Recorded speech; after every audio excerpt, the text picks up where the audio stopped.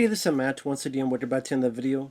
Did another paid request, this time for DarkMetalSpider. Thank you so much for that. And for those interested in requesting any type of videos, feel free to send it either directly to my PayPal or join my Patreon. Both links are down below in the info box. And he wanted me to review a film called The Heavenly Kid from 1985. Now, the film stars Lewis Smith, which I recognize this guy. He's one of the National Guardsmen in Southern Comfort, a Walter Hill film starring Powers Booth and Keith Carradine that I quite enjoy. He was a bit one of the more asshole-ish National Guardsmen. And sadly, he didn't really get to be in a whole lot of films. I think later on he became maybe like an acting coach or something. But this might have been the only film he starred in. And you also have Jason Gedrick. This is before he starred in Iron Eagle, which I'm a fan of. Which still doesn't have a Blu-ray. But pretty much Lewis Smith is a greaser in the 50s, 60s era. And he's with his girlfriend, and he's kind of been... His honor has been shit canned. He's like, you know what, fine. You want to do this? Let's go have a race. We're going to play chicken, race this guy. The guy he's racing... forget the actor's name. He was in National Lampoon's Animal House as Niedermeyer, one of the bad guys, one of the villains messing with the main characters. And pretty much one thing leads to another. They're supposed to play chicken to this ledge. One jumps out. Our lead character tries to jump out, but a bracelet gets caught on the steering equipment. He goes off the cliff and obviously dies.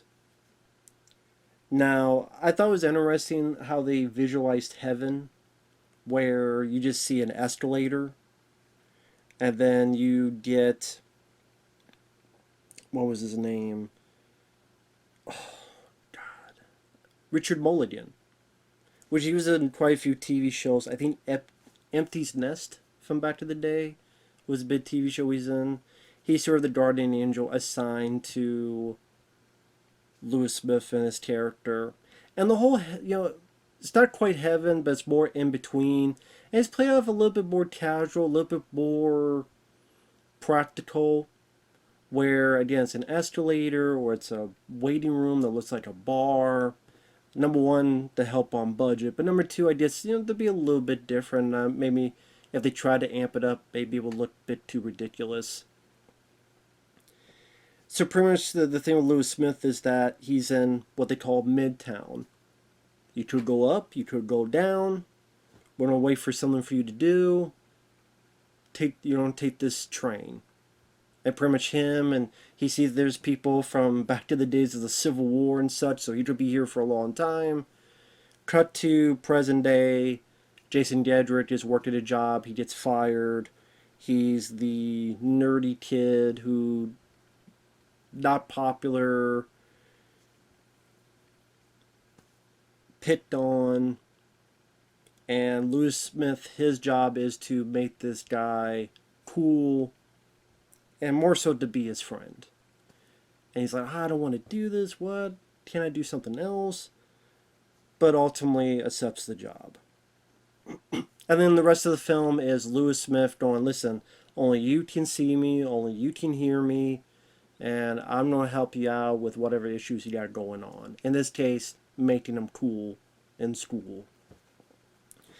Now, the film definitely has it's 85, so it definitely is a movie that helps having that 80s charm to it.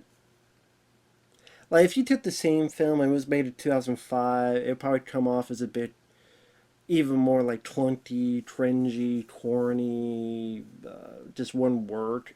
But having that 80s charm is definitely in its favor, at least for me. I did like Lewis Smith as the greaser guy. I thought he actually worked well as the lead. He had certain likability to him, at least for me, and it was interesting to see kind of how he noticed all the changes that happened. For example, he tries to, oh, hey, we'd go to this club. They're my kind of people. He goes in, he doesn't realize that these people who maybe dress as greasers, but it's a day club. And Miles beat that club from Police Academy. And then he comes out and goes, wrong turf. Or he's trying to talk to him about how you get this girl and don't be so quick and this and that, but instead goes straight to sex. And he's like, man, a lot of changes.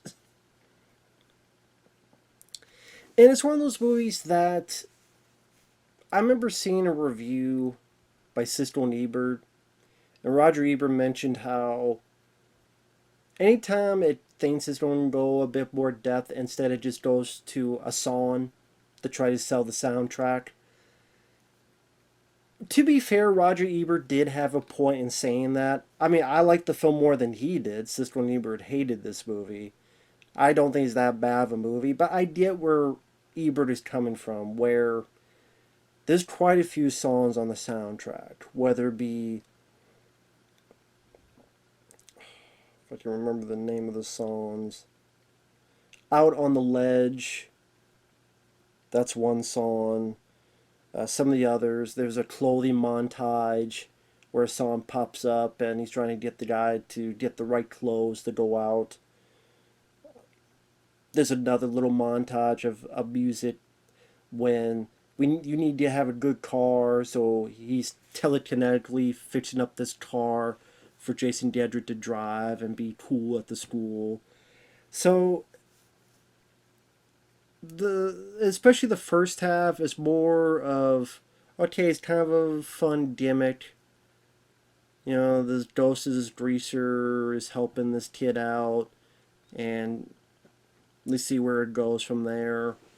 You see Jason Gedrick getting a bit more popular. You know, there's the girl that we know she likes him, but he doesn't notice her or thinks of her just a friend. But then there's the hot blonde that he likes, but you know that's not the right girl for her, and here's the girl that's right in front of you. So, you know, we've seen that play out quite a few times in movies. Or, you know, the guy who's getting cool, but then he becomes a jerk, so he takes it too far on the other end of the pendulum. So then our lead guy has to go fix that issue to try to even things out. Like I said, the 80s charm of it all, with a decent enough soundtrack. I like the two actors. Great, it helps that Jason Gedrick. You know, I like Iron Eagle, so I'm like, oh shit, he's in this too. And Lewis Smith, that does help. Maybe not all the jokes work. Like there's a bit where he's riding a bike, Lewis Smith, and a guy sees it. He just sees a bike riding on its own, because again, only Gedrick can see him.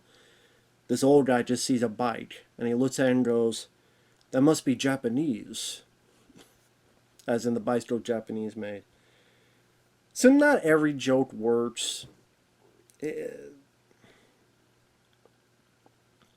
even a little bit that kind of reminds me of Back to the Future. Although this came out the same year, but when you compare the two, like Back to the Future is much better of a made film compared to this. But this was still a film I had a good time watching. And when I say Back to the Future, I have to get into spoilers. Because what happens is, our lead guy realizes that the woman he loved is Jason Gedrick's mom. And then he's like, what? And you married that guy? I think the guy is like Mark Metcalf? Or something like, again, the guy that was one of the bad guys in Animal House. I forget, it's Mark something. But anyway, I like that bit of him wanting to talk to this former love, but at the same time he knows he can't. And then later on you find out that Jason Gedrick is the lead guy's kid. And because he does allow himself to show himself to her, and yes, it's breaking the rules, but he's like, just one night with her, one more night is worth it. And gives her a nice night where they just go out and talk and see their old hiding spots. Granted, there's a part of me that went, man, are you gonna cuck the other guy? You know, who she's married to? But at the same time, it does seem like you two would be better fit for each other. I thought the actress Jane Kaczmarek, I thought she did a very good job. I liked her. I liked her acting in it. And that's what I meant by remind me of Back to the Future, where, but kind of reversed. You have the son talking to his dad, but his dad doesn't know that he's talking to his son. While here, you have a dad talking to his son, but the son doesn't know that he's talking to his dad. So kind of like, I mean, one didn't rip off the other. They came out the same year. But it's interesting how in the same year, you kind of had a bit of a flip. You know, son to father, here father to son. Interesting to see that little bit of a similar but different dynamic in two films in the same year. But I mean, I liked that twist. Maybe some people were groan at it, or maybe some people find it predictable. But like I said, I did kind of like that twist, that plot point. It gave a bit more of a heart to it.